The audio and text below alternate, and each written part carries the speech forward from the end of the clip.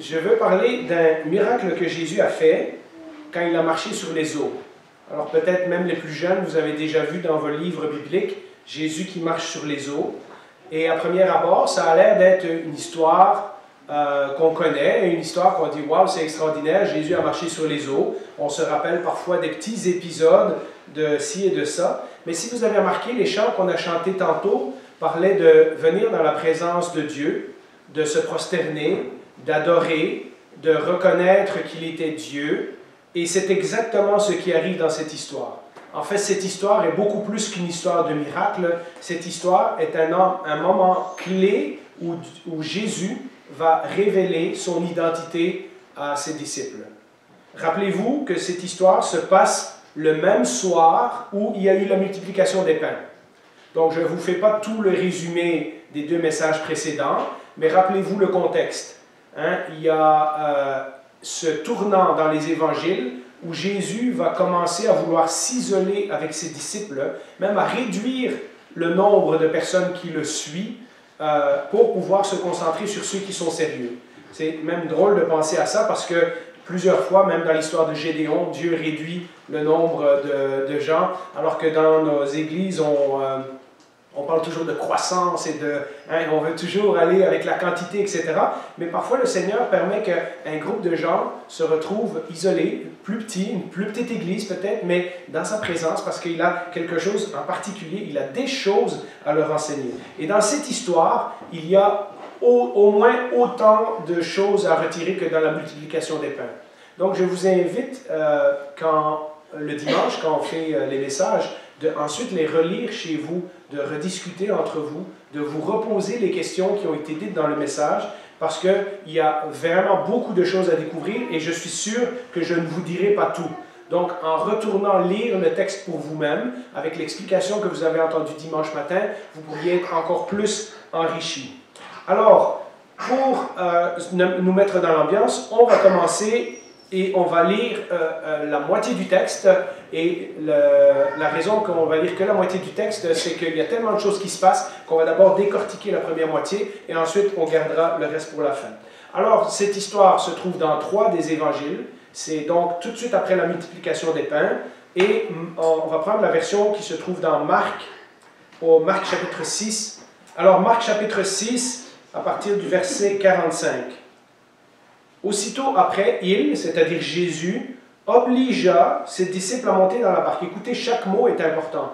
Ceux qui font les études bibliques avec moi sur Zoom, vous le savez, comment je mets l'emphase sur les mots, parce que le langage n'est pas là pour rien. Donc, je recommence. Marc chapitre 6, à partir du verset 45. Aussitôt après, il obligea ses disciples à monter dans la barque et à le précéder sur l'autre rive, vers Bethsaïda, en direction de Bethsaïda, pendant que lui-même renverrait la foule. Quand il l'eut renvoyé, il s'en alla sur la montagne pour prier. Le soir venu, la barque était au milieu du lac et Jésus était seul à terre. Donc vous voyez l'image, les disciples au milieu du lac, Jésus sur la montagne, il n'est pas avec eux. Il vit qu'ils avaient beaucoup de peine à ramer car le vent leur était contraire. Vers la fin de la nuit, il alla vers eux en marchant sur le lac et il voulait les dépasser. Alors, on va regarder un peu, on va remettre en contexte.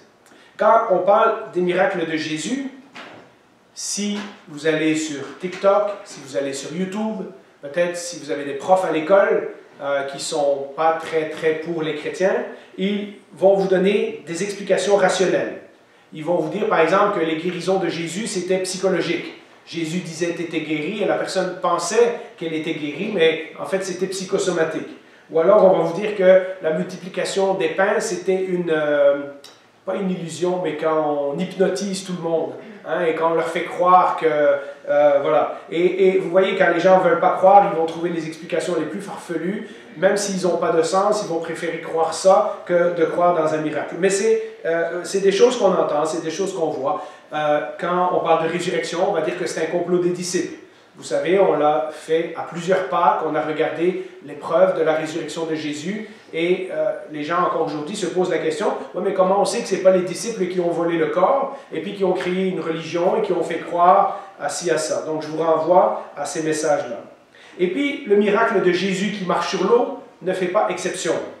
Parce que vous comprenez que c'est pas normal. Alors, les gens, vers la fin du siècle passé, ont voulu montrer que c'est pas important que la Bible, les miracles soient vrais ou pas, parce que de toute façon, la science maintenant, elle est comme ça, elle ne peut pas bouger, les lois de la nature ne sont pas, on ne peut pas les modifier. Ce qu'on vérifie à force d'expérience et de science, ce sont ces principes-là, et personne ne peut aller contre les lois de la nature. Et donc, il y a eu une période où des chrétiens bien intentionnés ont voulu expliquer la Bible sans le miracle, ce qui évidemment enlève tout le punch de l'histoire, qui enlève tout le pouvoir de l'histoire, puisque justement on parle de l'identité de Jésus dans ce cas-là. Et ils ont dit que c'était un mirage. Alors croyez-le ou pas, il y a des gens, des scientifiques qui ont dit que c'était un mirage, parce que c'était en Palestine, et c'est le désert, et il y a des mirages là-bas, etc. Sauf que vous avez lu dans l'histoire que ça se passe la nuit. Donc, si c'est la nuit, il n'y a pas de mirage la nuit. Alors, vous voyez, il y a moyen de défaire toutes ces histoires-là. Ou alors, c'était une illusion d'optique. Il y en a qui pensent que Jésus marchait sur le sable à côté de l'eau, mais à cause de la tempête, les disciples, ils ont cru que Jésus marchait sur l'eau. On va voir dans la suite de l'histoire que ce n'est pas le cas, puisque même Pierre va marcher sur l'eau à un moment donné. Alors, il y en a aussi qui disent que c'est une copie d'une mythologie égyptienne sur le dieu Horus. Or, quand Pierre écrit son épître et quand Jean écrit ses épîtres, il nous dit clairement qu'ils ont été témoins visuels de ces choses-là et qu'ils ne se sont pas basés sur les fables qui sont habilement conçues. Sous-entendu, dans d'autres religions, ce sont des fables, mais nous l'avons vu de nos propres yeux. Puis nous témoignons de cela et nous sommes prêts à mourir pour affirmer ce que nous avons vu. Et donc, il faudrait encore justifier ça. Et vous voyez, dans notre monde scientifique, la raison, les mathématiques, les lois de la gravité, ces choses-là, le monde où la science explique tout, eh bien, un homme ne peut pas marcher sur l'eau et un homme ne peut pas ressusciter. Alors, je vous dirais qu'à premier abord, je suis d'accord, un homme ne peut pas marcher sur l'eau et un homme ne peut pas ressusciter. Mais le Dieu qui a créé toutes ces choses pourrait très bien faire les deux, n'est-ce pas? Et alors, ça nous amène tout de suite dans le vif du sujet. Si Jésus est capable de faire ça, alors qu'est-ce que ça nous dit sur Jésus? On passe beaucoup de temps sur la vie de Jésus. Depuis 1 an, on est dedans. Et certains d'entre vous auraient peut-être hâte qu'on passe à autre chose. Mais laissez-moi simplement vous amener à la réflexion que quand notre Nouveau Testament commence, nous avons 4 livres qui nous racontent l'histoire de Jésus, qui nous répètent la même chose 4 fois de suite. Comme pour nous indiquer que ce que vous allez lire après, c'est-à-dire les Épîtres et l'Apocalypse, c'est basé sur l'histoire de Jésus. Et si vous ne comprenez pas l'histoire de Jésus, vous ne comprendrez pas la suite. Et donc, je pense que c'est important que dans tout ce qu'on est en train de faire dans la vie de Jésus, qu'on réalise que notre attention, elle va sur Jésus. Souvent, on va prendre les paraboles, on va prendre les messages, etc.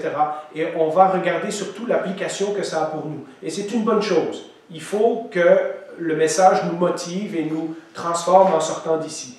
Mais rappelons-nous que la personne que nous regardons dans cette histoire, c'est avant tout Jésus. D'accord? Et donc, quand nous lisons une histoire comme ça, il ne faut pas aller dans la science et dire, ben voyons donc, c'est pas possible, etc. Il faut se poser la question, et si c'était vrai, qu'est-ce que ça me dit à propos de Jésus? Que cet homme-là, parmi tous les êtres humains, le seul qui a pu marcher sur l'eau, c'est lui. Alors, ça nous amène aux leçons que je voulais partager avec vous aujourd'hui. Et la première, c'est que c'est Jésus qui envoie ses disciples. C'est pour ça que je vous ai dit de bien faire attention aux mots. Vous vous rappelez, le premier verset qu'on a lu, aussitôt après, donc après la multiplication des pains, il obligea ses disciples à monter dans la barque et à le précéder sur l'autre rive vers Bethsaïda pendant que lui-même renverrait la foule. Il obligea ses disciples à monter dans la barque. Jésus venait de nourrir une foule miraculeuse de plus de 5000 personnes. On l'a vu les 2 derniers dimanches. On a également vu que suite à ce miracle, l'attente du Messie était à son comble. Les gens se sont dit « Wow, ça doit être lui le Messie, on va le prendre pour faire un roi et on va aller combattre les Romains, on va les chasser du pays, etc. etc. » Mais Jésus refuse de se laisser manipuler par la foule. Les gens voyaient Jésus comme le second Moïse, mais ils veulent faire le roi de leur nouveau royaume. Mais Jésus, on l'a vu aussi à la fin du message la dernière fois, que Jésus, ce n'est pas le moment pour lui. Ce n'est pas non plus la façon que Dieu a choisie. Jésus sera roi des rois un jour, mais ce n'est pas comme ça que Dieu a choisi de mettre son plan en application. Il y a bien un trône qui attend Jésus, mais avant d'aller sur son trône, Jésus va devoir passer par la croix. Et donc, vous voyez, ce qui se passe ici, c'est que Jésus prend contrôle de la situation. Il sait que la foule veut faire de lui un roi, et il se doute bien que ses disciples sont probablement influencés par la foule. Parce qu'à plusieurs reprises, dans la suite, on va voir que les disciples continuent de croire que Jésus va établir un royaume terrestre. Il lui demande d'être à gauche et à droite de lui, quand il va venir dans son royaume. Même après, quand il est ressuscité, il lui demande, dans Actes chapitre 1, versets 6 et 7, il lui demande, est-ce que c'est en ce moment que tu rétabliras Israël? Et ça va leur prendre du temps de comprendre que le royaume de Jésus est un royaume différent du royaume que ceux qui l'attendaient. Et donc, je pense qu'en envoyant les disciples, en séparant la foule et les disciples, déjà, il est en train de protéger les disciples. Il ne veut pas que les disciples se laissent aller dans le mouvement de la foule et qu'ils disent « Oui, oui, on va faire de Jésus notre roi. » Et puis, bon, Jésus les a choisis. Jésus les a envoyés en mission. Ils ont chassé des démons. Hein, ils ont prêché sa parole. Ils ont guéri des malades. Donc, ils ont un certain pouvoir. Vous comprenez qu'après un retour de mission comme ça, puisqu'ils viennent de revenir ce jour-là, et ils sont tout excités de raconter à Jésus tout ce qu'ils ont fait, vous comprenez qu'ils doivent se sentir... allez, on y va là. Hein? On monte à Jérusalem et on casse tout. Hein? On va chasser les Romains, on va rétablir... et vous comprenez que la tentation, elle est là. Et puis, Jésus sait que la foule est là pour les mauvaises raisons. D'ailleurs, dans un prochain message, on va voir le lendemain de ça. Donc, il y a la multiplication des pains. Le soir, il y a la traversée de l'eau avec Jésus qui marche sur l'eau. Et le lendemain, quand ils arrivent quelque part, la foule veut encore du pain. Et Jésus va leur faire tout un message sur le vrai pain que la foule a besoin. Et donc, tout ça, ça se passe en même temps. C'est pour ça que je vous dis que c'est un épisode tournant dans la vie de Jésus. Jésus éloigne les disciples et Jésus éloigne la foule pour lui donner une chance d'accomplir son propre plan et pas le plan de la foule. Maintenant, je ne sais pas très bien comment Jésus a pu chasser la foule, parce que dans l'autre texte dans Jean, ça nous dit que Jésus s'est échappé dans la montagne, et puis plus tard, on va voir que des gens se sont réveillés le matin et ils ont vu que Jésus n'était plus là. Donc je me demande si après avoir mangé tout ça, il n'y en a pas qui ont comme dormi sur place, qui ont commencé à se disperser, etc. Mais le texte nous dit que quand Jésus a renvoyé la foule, a dit « bon, ben, c'est fini pour aujourd'hui », etc., il est allé dans la montagne pour prier. Alors, remarquez que c'est Jésus qui oblige les disciples à partir et que Jésus n'est pas avec les disciples. Il les envoie dans un bateau et lui, il n'est pas avec eux parce qu'il a des choses à faire. Il a des choses à leur apprendre. Il y a toute une leçon qui se passe là. Et nous lisons dans Jean 6, verset 18, que non seulement Jésus les a obligés de partir, mais en plus, le vent soufflait avec violence et le lac était agité et ils avaient ramené d'environ 5 km. Donc, si on fait à peu près la distance, ils étaient à peu près à la moitié du lac, puisque le lac est à peu près 10 km à sa largeur la plus grande.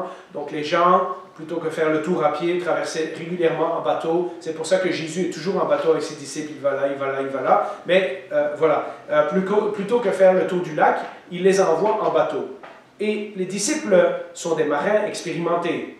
Alors, ça nous dit une fois que, hein, Seigneur, on a pêché toute la nuit, on n'a rien attrapé. Bon, ils pêchaient quand l'eau était calme. Hein, ils pêchaient sur le bord du rivage. Ils ne pêchaient pas au milieu du lac.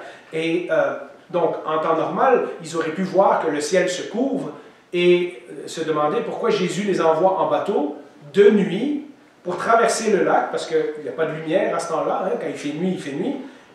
Et en plus, sans lui, puisqu'il n'est pas dans le bateau. Alors, vous comprenez l'importance de ce texte. C'est Jésus qui envoie consciemment ses disciples dans la tempête, sans lui, tout en sachant exactement ce qui va leur arriver. Et les disciples, malgré tout, sont exactement là où Jésus les vu. Jésus n'a pas fait un accident. Il n'a pas mal calculé le trajet. Il n'a pas mal évalué la tempête. Jésus sait exactement ce qu'il est en train de faire. Si on compte que c'est le soir, donc peut-être 7, 8, 9 heures, il commence à faire noir, la première veille de la nuit, Jésus est sur la montagne en train de prier, et ça nous dit qu'il est allé vers eux à la fin de la nuit. Et la fin de la nuit, dans le calendrier juif, c'était de 3 heures à 6 heures du matin. Donc, même si on fait le minimum entre 9 heures le soir et 3 heures du matin, ça veut dire que les disciples sont dans le bateau pour faire un 5 petits kilomètres. Les disciples sont dans le bateau pendant 6 heures de temps dans une tempête. Peut-être même plus que 6 heures de temps. Toute la nuit, et ils n'ont fait que la moitié du chemin, puisqu'ils sont au milieu du lac. Et Jésus n'est pas avec eux. Ils savaient que Jésus avait le contrôle des éléments. Parce que vous vous rappelez qu'il y a quelque temps auparavant, ils ont été aussi dans une tempête, où Jésus était dans le bateau, il était tellement fatigué qu'il dormait. Et ils avaient vu Jésus calmer la tempête à ce moment-là. Donc ils savaient que Jésus pouvait faire ça. Mais cette fois-ci, ils sont dans la tempête et Jésus n'est pas avec eux. En plus, ils font clairement très peu de progrès. Donc, imaginez une situation où Jésus vous envoie tout seul, dans une tempête, où vous ne faites pas de progrès, vous ne voyez pas votre vie spirituelle avancer d'aucune façon, et là vous vous posez la question, pourquoi le Seigneur m'a abandonné? Pourquoi le Seigneur m'a envoyé là tout seul? Est-ce que je suis à la bonne place? Vous imaginez tout ce qui peut être en train de se passer dans la tête des disciples, mais si nous on se transpose dans leur peau, tout ce qui peut se passer dans notre tête, quand le Seigneur permet que des choses difficiles arrivent dans notre vie. Et pourtant, ce texte nous rassure en nous disant que Jésus savait exactement où il les envoyait. C'est Jésus qui leur a ordonné de partir. Cela nous indique aussi que les problèmes seront là, parfois quand Jésus est avec nous et parfois quand on a l'impression que Jésus n'est pas avec nous. Une fois dans le bateau, une fois il n'est pas dans le bateau, puis les 2 fois ils ont une tempête. Ça ne les empêche pas, parce que ce sont des disciples de Jésus, de rencontrer des tempêtes. Et c'est en plus lui qui les a envoyés. Donc moi, si j'étais à leur place, je serais fâché après Jésus. Probablement que je dirais, mais Seigneur, c'est quoi l'affaire? C'est quoi ton plan là-dedans? Comme disent mes enfants, quand les ados me disent des fois, c'est quoi ton but? Des fois, on aimerait dire ça au Seigneur. Quand on lit les psaumes de David, parfois on a l'impression, quand on lit Job, parfois on a l'impression que c'est ce langage qu'ils ont avec le Seigneur. Seigneur, pourquoi? Jusqu'à quand? Est-ce que tu m'entends? Est-ce que tu es là? Tu vas encore tarder longtemps avant d'intervenir? Et on voit donc dans la Bible que certains hommes de Dieu sont pris dans des situations où ils se demandent si Dieu ne les a pas abandonnés. Je suis tout seul dans la tempête et Jésus n'est pas là. Mais ce n'est pas sans raison que Jésus les a envoyés là, parce qu'il a beaucoup de leçons à leur apprendre. Et la première chose que l'on voit, c'est que Jésus les voit de loin. Et ça, c'est extraordinaire. Regardons au verset 48. « Il vit qu'ils avaient beaucoup de peine à ramer, car le vent leur était contraire. » Alors, eux, ils sont à 5 km, au milieu du lac, dans la tempête. Jésus est sur une colline ou une montagne en train de prier, et il les voit. Premier miracle. Vous allez voir que dans cette histoire, en réalité, il y a 4 miracles. Je vous les laisse deviner, à la fin on fera le compte. Premier miracle, Jésus, d'où il est, voit que les disciples ont du mal à ramer. Il voit qu'ils sont dans la tempête. Quand on pense qu'il est à plus de 5 km, mais déjà ça nous impressionne. Jésus peut voir très loin, dans la nuit, à travers la tempête, et il sait qu'est-ce qui est en train d'arriver à ses disciples. Il est tout à fait au courant de ce qui leur arrive. Et pourtant, et ça c'est l'humour du Seigneur, et pourtant, il va laisser là 6 heures de temps. Il n'intervient qu'à la fin de la nuit. Là, il est là, sur la montagne en train de prier, il sait ce qui arrive à ses disciples, mais il les laisse aller.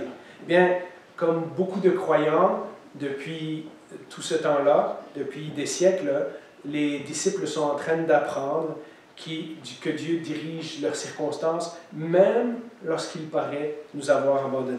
Même lorsque Jésus attend d'intervenir. Et vous savez, pour nous qui avons vécu des moments difficiles, vous savez comment des fois on a tellement hâte de sortir de la détresse qu'on se demande pourquoi le Seigneur n'intervient pas, et puis des fois c'est des semaines et des mois. Et puis qu'est-ce qui se passe quand le Seigneur intervient? Notre foi est grandie. Tout à coup, on dit, j'ai bien fait de persévérer, j'ai bien fait de prier. Wow, finalement, le Seigneur ne m'avait pas abandonné. Vous savez, c'est comme ce fameux poème « Les traces sur le sable », où l'homme voit sa vie dans des pas sur le sable, et il voit deux paires de pas, donc les siens et ceux de Jésus, et il remarque que dans les périodes difficiles de sa vie, il n'y a qu'une trace de pas. Et il se dit, « Seigneur, ça c'est les périodes où tu m'as laissé tout seul. » Et Jésus lui répond, « Non, ça c'est les périodes où je te portais sur mes épaules. » Et c'est un peu ça qui arrive dans cette histoire. Les disciples, dans leur situation, ont l'impression qu'ils sont tout seuls. Mais Jésus est sur la montagne en train de prier. On va voir. Il y a un psaume extraordinaire dans l'Ancien Testament, le psaume 107, où il parle des différentes personnes qui étaient prises dans différentes difficultés dans le monde, dans le désert et autres. Et il y a cette partie où il parle des marins qui étaient partis en voyage et qui sont pris dans la tempête. Et au verset 28 et 29, ça dit « Dans leur détresse, ils ont crié à l'Éternel et il les a délivrés de leurs angoisses. Il a arrêté la tempête, ramené le calme et les vagues se sont calmées. » Si on lit l'histoire aujourd'hui, c'est que les disciples sont arrivés de l'autre bord. Mais ça, on n'est pas encore là. Pour le moment, on est dans la tempête. Vous savez, de nouveau, si on prend la vie des disciples et qu'on compare avec le nôtre, Jésus va régulièrement nous demander de traverser de l'autre bord, d'aller faire quelque chose qu'on ne s'attendait pas, de partir dans une direction, de joindre une église, de s'occuper d'un ministère, même dans la vie de tous les jours, de changer de travail, de déménager de quartier, etc. Et tout à coup, on est tout perdu. On a perdu nos repères. C'est parce qu'on s'attendait. Finalement, on n'aime pas tellement ce quartier-là ou cette école-là. On se demande pourquoi Jésus nous a envoyés ici. Et on peut se sentir très facilement comme les disciples. Voilà, moi je pensais que c'était la volonté de Dieu, mais il m'a envoyé dans une tempête. Je pensais que le Seigneur m'avait donné un signe. Et puis là, je suis mal pris avec ça. Et en plus de ça, il n'est même pas là pour me sortir. Je prie, puis il ne me répond pas. Ce qu'ils ne savent pas, et ce que nous oublions régulièrement, c'est que Jésus nous voit de loin. La Bible nous dit à de nombreuses reprises que le Seigneur est assis sur son trône et il voit ce qui se passe sur la terre. Vous voyez, leur zone de confort, c'était le bateau. Après tout, c'est dans ce bateau qu'ils avaient passé toute leur vie. Ils étaient des pêcheurs. Depuis tout petit, ils avaient appris à contrôler le bateau. Ils avaient probablement eu d'autres tempêtes avant. Il y a ces deux tempêtes qui nous sont mentionnées dans la Bible où ils ont peur. Donc, ça devait être des grosses tempêtes. Mais ils sont habitués. Eh bien, nous, nos zones de confort, ça peut être plein de choses. Ça peut être notre foyer. Combien des fois on se sent en sécurité quand on rentre chez nous, et puis tout à coup, il arrive quelque chose, on perd sa maison, on doit déménager ou quoi, et tout à coup, tout est à recommencer ailleurs. Notre zone de confort peut être nos conjoints ou nos enfants. On a une famille jusqu'au jour où le Seigneur nous les enlève. Et puis tout à coup, on est tout perdu. Ça peut être notre carrière. Et puis un jour, on se fait mettre dehors, ou on prend sa retraite, et on a l'impression qu'on n'est plus utile à rien. Et on se pose des questions, on est dans une tempête d'émotions et de questionnements, et on se demande pourquoi Dieu nous a amenés là, exactement comme les disciples.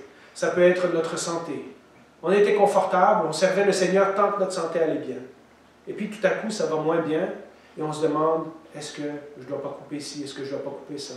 Ah, j'irai peut-être pas à l'église aujourd'hui, je ne me sens pas bien. Et puis petit à petit, on se rend compte qu'on avait mis tous nos œufs dans le même panier, notre santé, et puis le Seigneur nous dit, non, non, j'ai encore besoin de toi. Et on trouve ça difficile de servir malgré que notre santé ne va pas bien.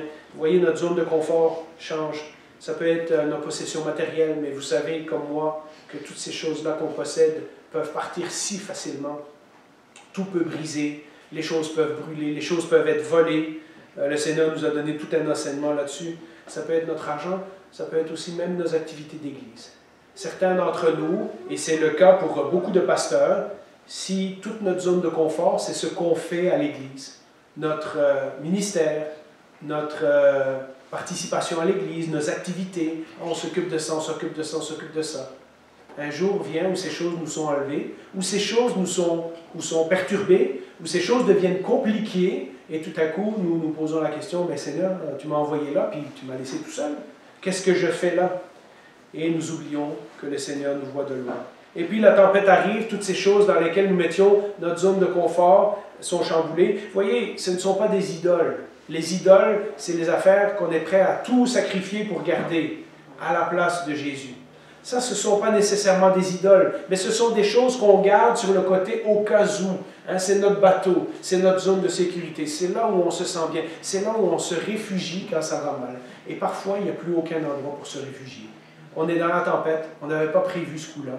Et pourtant, on sait que le Seigneur nous aime, on sait qu'on est enfant de Dieu, mais on lutte avec l'idée de se sentir abandonné, de « Pourquoi, Seigneur, je suis dans l'orage, tu ne pouvais pas rester avec moi, etc. etc. » Même notre Église, même notre idée de l'Église, même notre idée de Dieu prend un coup. Parce que pour certains, la zone de confort, c'est l'Église. Tant qu'il y a les frères et sœurs et tout, et puis un jour, quelqu'un nous blesse, ou quelqu'un nous déçoit, et puis tout à coup, oh ouais, j'aime plus mon Église, et c'est ça, et on se demande, est-ce que je vais rester? Pourtant, je pensais que le Seigneur m'avait envoyé dans cette Église-là. Qu'est-ce que je fais? Comment je persévère quand il y a tant de changements à l'Église, etc. Et pourtant, c'est dans les difficultés qu'on va voir que les disciples vont grandir, et c'est dans les difficultés que nous grandissons aussi. C'est dans cet épisode-là que les disciples vont faire un pas de plus dans la foi, qu'ils vont apprendre à faire confiance à Dieu, qu'ils vont découvrir des choses sur Jésus qu'ils n'avaient jamais compris avant. C'est un message qu'on retrouve partout dans la Bible. Ce n'est pas parce qu'ils étaient des disciples, qu'ils avaient été choisis pour propager la parole de Dieu dans tout le monde, qu'ils ont eu des raccourcis. Ils ont dû apprendre les mêmes choses que tout enfant de Dieu doit apprendre un jour dans sa vie. Et c'est dans ce sens-là que nous pouvons nous identifier facilement avec les disciples. Dieu nous amène parfois en dehors de notre zone de confort. Et il veut que nous mettions notre zone de confort en lui, que nous mettions notre foi, notre confiance totalement en lui, en son caractère, en sa personnalité, dans ses promesses. Pourquoi? Parce qu'un jour, ces disciples vont devoir faire le travail que Jésus fait, mais Jésus ne sera plus là physiquement avec eux. Et là, il est en train de leur apprendre à marcher par la foi. Il est en train de leur faire grandir leur confiance et il est en train de leur montrer qui il est, parce qu'il y a un miracle qui s'en vient. Et au travers de ces miracles, les disciples vont faire un pas de plus dans reconnaître la véritable identité de Jésus. Alors, on a vu que c'est Jésus qui envoie. On a vu que Jésus voit de loin, même lorsque les disciples se sentent abandonnés. Mais Jésus, pendant ce temps-là, il est en train de prier. On lit au verset 46, « Quand il l'eut renvoyé, c'est-à-dire la foule, il s'en alla sur la montagne pour prier. » Alors, c'est un peu ironique, hein? Les disciples sont dans la tempête et pendant ce temps-là, Jésus prie. Et nous, on pourrait dire, « Seigneur, tu n'as pas mieux à faire que de prier. Tu ne vois pas que nous, la prière, ça attendra. Tu ne vois pas que nous, on est dans les difficultés. » Les évangiles nous montrent que Jésus prie souvent, que Jésus prie tout le temps, que Jésus prie à chaque fois qu'il y a des événements difficiles qui se préparent, au début de son ministère, lorsqu'il est tenté dans le désert, ici, et puis aussi dans le jardin de Gethsémane. À chaque fois que Jésus passe par des étapes importantes, il sent le besoin d'être en communion avec son Père. Pourquoi Jésus sent le besoin de prier avec son Père au lieu d'être dans le bateau avec ses disciples? Bien, je crois d'abord qu'il prie certainement pour lui-même. Vous vous rappelez qu'on a dit tout au début de la multiplication des pains, il a appris la mort de Jean-Baptiste. Et la mort de Jean-Baptiste est une préfiguration du fait de sa propre mort. On est 1 an avant la Pâque où Jésus va être crucifié. Donc Jésus sait que son tour s'en vient. Il voulait s'éloigner un peu de la foule avec ses disciples pour pouvoir réfléchir à tout ça. Et il n'a pas eu le temps puisque la foule l'a rejoint et il a dû enseigner, multiplier les pains. Donc il n'a pas encore eu le temps de décanter, comme on dit en québécois, de toute cette affaire de la mort de Jean-Baptiste qui représente sa propre mort. Et puis, il y a la foule qui veut le faire roi. Et ça, certainement, si on connaît l'Écriture, on sait que c'est la tentation de Satan. Hein, si tu te prosternes devant moi, je te donnerai tous les trônes de la terre. C'est des raccourcis que Satan met sur le chemin de Jésus et qu'il utilise la foule pour le faire et c'est une tentation pour lui faire éviter le chemin de la croix. Donc Jésus doit prier pour ça aussi. À un certain moment, il dira qu'il est très triste et qu'il demanderait au Père pourquoi il est venu, mais dans le fond, c'est pour cette heure-là, pour mourir qu'il est venu. Et donc il dit au Père que sa volonté soit faite. Mais certainement, je pense qu'il est en train de prier pour ses disciples. Sûr et certain. Parce que lorsqu'on lit une prière comme Jean 17, on voit que le Seigneur a tellement de choses à prier pour ses disciples qu'il n'a pas improvisé ça comme ça. C'est quelque chose qu'il devait faire souvent. Il sait que les disciples doivent comprendre qui il est. Il sait qu'ils sont encore durs, que leur foi est endurcie. On lira à la fin du récit qu'ils n'avaient pas compris le miracle de la multiplication des pains. Et donc, ils ont encore un bout de chemin à faire. Et Jésus prie pour eux. Il est clair que Dieu a un plan pour ce petit groupe de 12. Et Jésus voit et sait le plan de Dieu. Ce petit groupe de 12, c'est eux qui vont instaurer l'Église une fois que Jésus sera parti avec l'aide du Saint-Esprit. Et donc, ce petit groupe de 12, vous imaginez, tout l'avenir du royaume est dans cette barque. Et cette barque est au milieu de l'eau, balayée par la tempête. Et Jésus est en train de prier pour ses disciples. Maintenant, ils ont besoin de comprendre, ils ont besoin de réaliser qui Jésus est vraiment.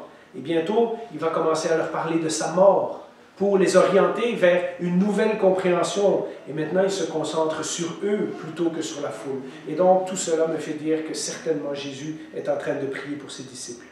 Et en cela, nous pouvons nous identifier de nouveau avec les disciples. Quand nous comprenons que Jésus intercède pour nous, nous pouvons trouver le courage de traverser des moments difficiles dans la vie. Je vous mets 2 versets au tableau, que vous connaissez, mais qui est toujours bon de se rappeler. Romains 8, 34 nous dit « Christ est mort, bien plus il est ressuscité, il est à la droite de Dieu et il intercède pour nous. » Ce qui veut littéralement dire qu'en ce moment, Jésus est en train de prier pour nous. Dans Jean 17, il dit « Je prie pour eux, mais je prie aussi pour ceux qui croiront en mon nom à cause de eux. » Donc Jésus prie pour nous. Et dans Hébreux 7, 25, ça dit « Par conséquent, il peut sauver aussi parfaitement ceux qui s'approchent de Dieu à travers lui, puisqu'il est toujours vivant pour intercéder en leur faveur. » Mes amis, rappelons-nous que quoi qu'il arrive dans notre vie, lorsque nous sommes un enfant de Dieu, Jésus intercède pour nous. Jésus est à la droite du Père et il continue de prier pour nous.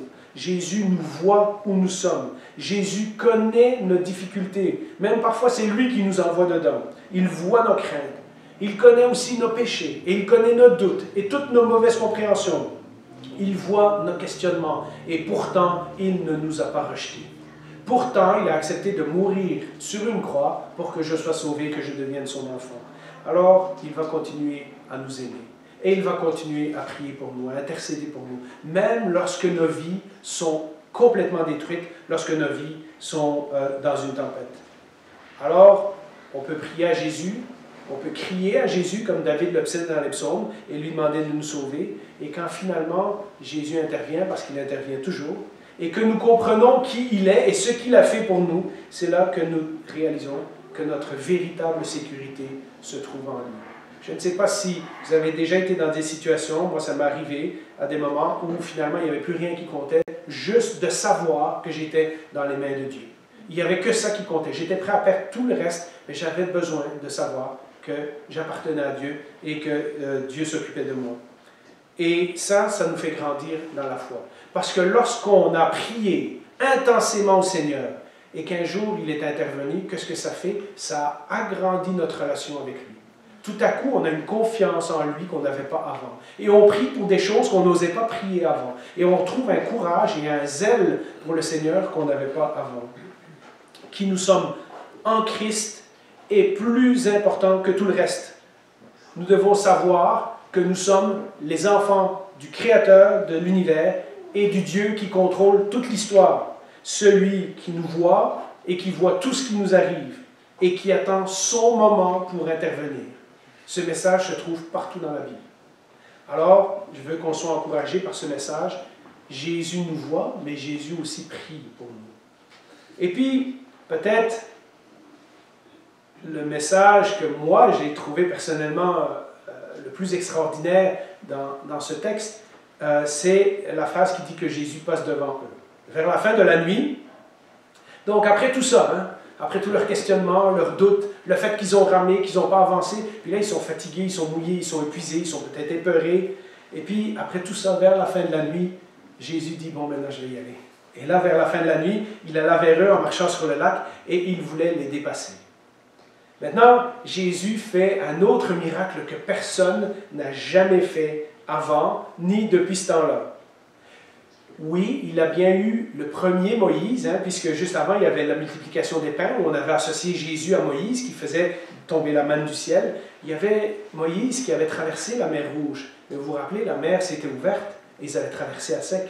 Là, Jésus, le deuxième Moïse, marche carrément sur l'eau, dans la tempête, en pleine nuit, sur une distance d'au moins 5 km, dans le noir et dans les vagues, et il n'y a rien qui semble le déranger.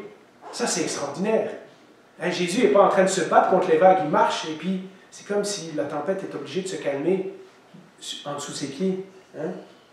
Mais il y a une traduction française qui dit « il voulait les dépasser », et c'est souvent comme ça que c'est traduit dans nos Bibles en français. En anglais, il y a une expression qui est un petit peu meilleure, c'est pass by ». Et je vais vous expliquer pourquoi. Cette explication porte à confusion. Quand on dit « il voulait les dépasser », nous, on peut s'imaginer que peut-être Jésus voulait leur faire une blague. Hein? Il passe à côté « coucou, c'est moi ». Ben, en tout cas, ça n'a pas très réussi parce qu'ils ont peur. Hein? Et puis, il y en a qui disent que « ah, mais peut-être Jésus voulait les dépasser parce qu'il voulait marcher de l'autre côté et arriver plus vite qu'eux ». Mais si Jésus fait ça, alors la leçon est perdue. Et puis, il y en a qui disent que ouais, il marchait sur l'eau pour aller à Bethsaïda ou à Capernaum. Et quand il a vu les disciples en difficulté, il est sorti de son chemin pour aller les aider. Mais pourtant, le texte avant nous dit que quand il était sur la montagne en train de prier, il les voyait déjà. Donc, Jésus sait très bien qu'est-ce qui est en train d'arriver à ses disciples. Et puis, il y en a qui disent que c'est les disciples qui se sont trompés et qui ont cru que peut-être Jésus allait les dépasser. Et là, ils ont crié « Seigneur, c'est nous !» Ça aussi, ce n'est pas très raisonnable. Et puis, il y en a qui disent que Jésus a passé tout droit parce qu'il ne les avait pas vus à cause de la tempête. Mais là aussi, hein, on sait que Jésus les a vus quand il était à 5 km. Fait que c'est sûr que quand il était tout près, il les aurait vus. Alors, il y a une explication beaucoup plus simple, et je pense une explication qui est beaucoup plus théologique et plus biblique à mon avis. Si on traduit l'expression « il voulait passer devant eux », hein, au lieu de dire « il voulait les dépasser », il voulait passer devant eux. Eh bien, en anglais, dans les traductions plus modernes, ça dit he wanted to pass by », c'est-à-dire vraiment passer devant eux. Et alors, la phrase a tout à coup tout son sens. Elle nous rappelle en fait ce que Dieu a fait à plusieurs reprises dans l'Ancien Testament. Et regardez ce qu'on découvre quand on lit Exode 33, on se rend compte que Dieu est passé devant Moïse. Exode 33 nous dit, après que Moïse a reçu les 10 commandements, puis il est tout excité, hein, et tout ça, et puis lui, il veut vraiment la présence de Dieu. Et il dit, fais-moi donc voir ta gloire. L'Éternel répondit, je ferai, et ça c'est la même expression, passer devant toi toute ma bonté, et je proclamerai devant toi le nom de l'Éternel. Je fais grâce à qui je veux faire grâce, et j'ai compassion de qui je veux avoir compassion. Il ajouta, mais tu ne pourras pas voir mon visage, car l'homme ne peut pas me voir et vivre. L'Éternel dit, voici un endroit près de moi. Tu te tiendras sur le rocher. Quand ma gloire passera, je te mettrai dans un creux du rocher, je te couvrirai de ma main jusqu'à ce que je sois passé. De nouveau, c'est la même expression, hein, passer devant. Lorsque j'écarterai ma main, tu me verras par derrière, mais mon visage ne pourra être vu.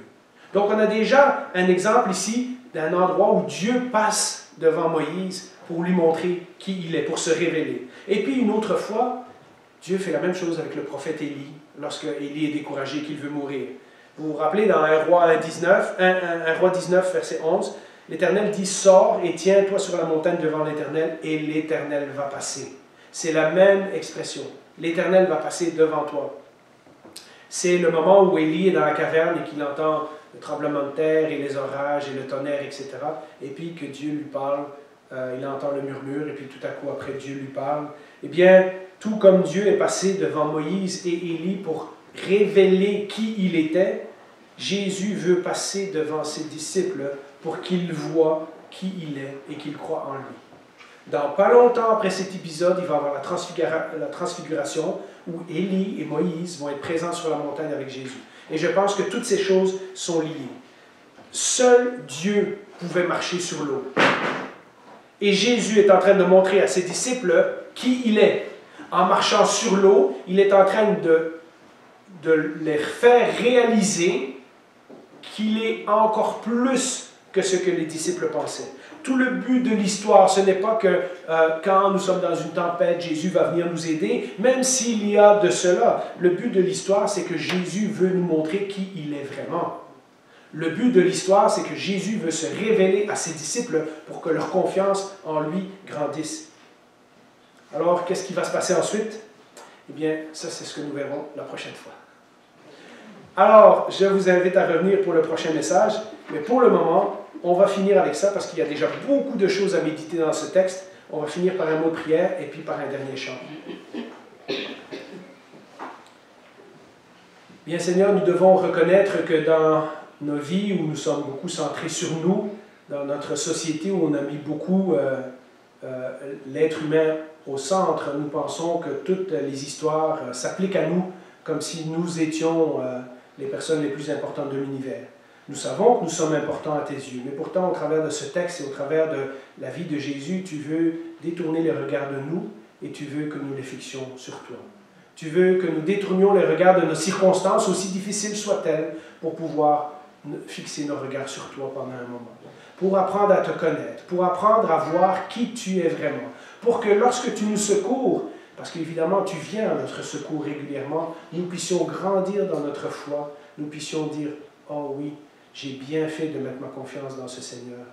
Il vaut la peine. » Seigneur, nous voulons, au travers de cette histoire, nous rappeler que nous sommes comme les disciples, parfois durs de cœur. Nous voyons des miracles et nous ne comprenons pas. Nous voyons ce que tu fais dans la vie des autres frères et sœurs et nous disons « Ouais, mais le Seigneur n'a rien fait de pareil dans ma vie. » Parfois, nous mettons notre zone de confort dans toutes sortes de choses qui nous empêchent de te voir. Mais comme les disciples, aujourd'hui, Seigneur, fais-nous voir ta face. Montre-nous qui tu es. Au travers de cette parole, au travers de cette histoire, que nous puissions être profondément touchés, que nos vies soient transformées.